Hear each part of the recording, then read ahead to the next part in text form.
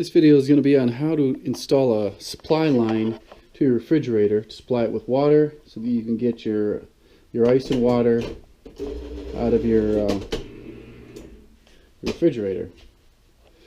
The first thing I'm going to do is shut the water off to the house. Next thing I'm going to do is try to release the pressure, turning on the cold water.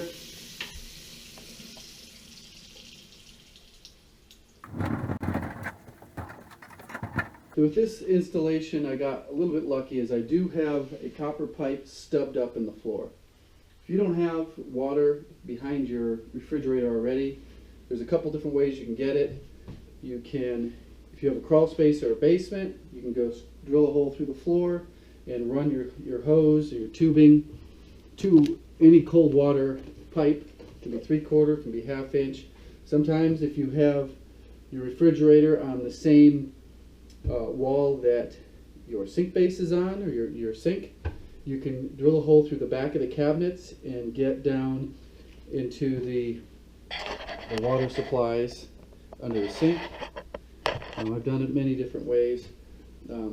There's also a couple different ways to tap into that cold water. I like using a regular valve, but you can use what's called a saddle valve. It clamps around the copper pipe and you twist this pointed needle in and it punctures the pipe, and when you back it out you have water flowing. If you want to shut it off, you just screw that needle back in and it seats in the hole that it punctured. I try to avoid using those when I can. So I believe this is cold water. It's probably filled up with water. This is the lowest point. There's no way I can unsweat this cap.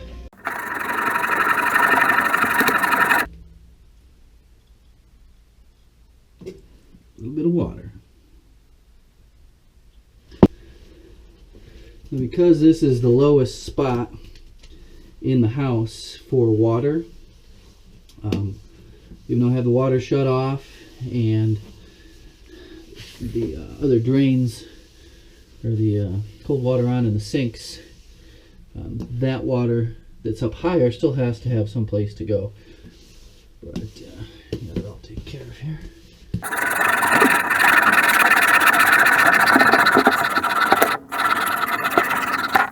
Residual solder on this pipe from when this cap was put on, and what I'm going to do is sand this all around so that there's a smooth surface, because when this brass compression ring goes on here, if it goes on there,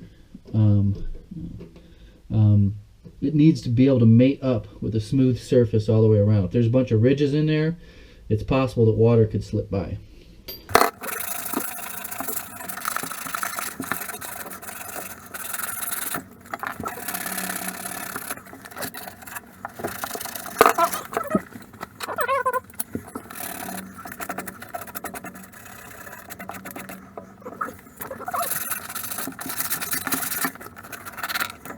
First thing you're going to slide on is your compression nut, and then your brass compression ring, I guess you'd call it, and then the shut off.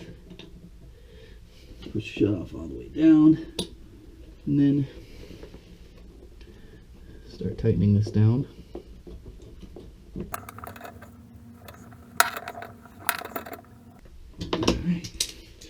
That's it, just snug that down. I'm gonna make sure that's tightened down. Most of the time you're not gonna be using this. We've got our other tube and hose that comes on there. Right now I'm gonna go turn the water on and make sure that this doesn't have any leaks. This is an ice maker supply line. It's got these 1/4 inch compression fittings on both ends.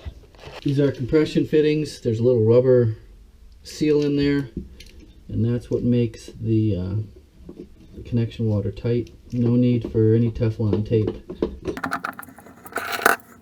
And these just get snugged down. You crank on them, you can squeeze that rubber washer, rubber sealant in there too much.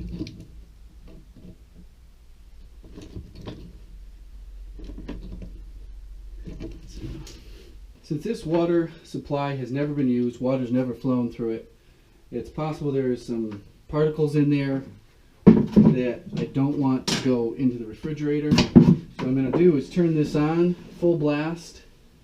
Oh, maybe not full blast. Comes out pretty good, huh? Just going to let this run for a minute just to kind of flush out the pipe. Some serious water pressure. Okay, so the last thing to do is to hook the hose to the refrigerator. And there's this little dust cover. This is also 1/4 inch compression, and that is common on all refrigerators, that they're going to be 1/4 inch compression.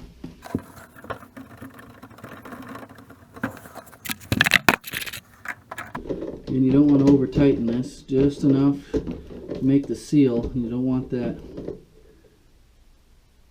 rubber gasket in there squishing down too much.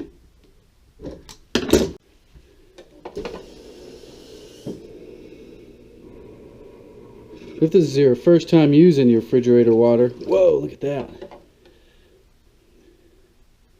That's from inside the refrigerator, not the water line, because we just flushed the entire water line out into that bucket over there. There's probably 2.5 gallons.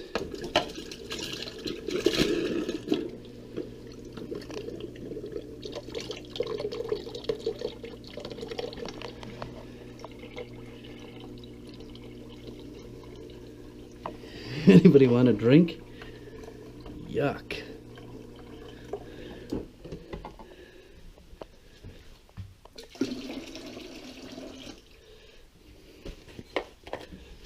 I have a feeling this one will be cleaner.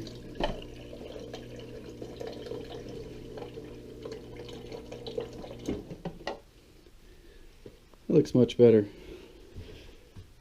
That's it for this Handyman project. Give this video a thumbs up, and if you haven't done so already, subscribe to my YouTube channel.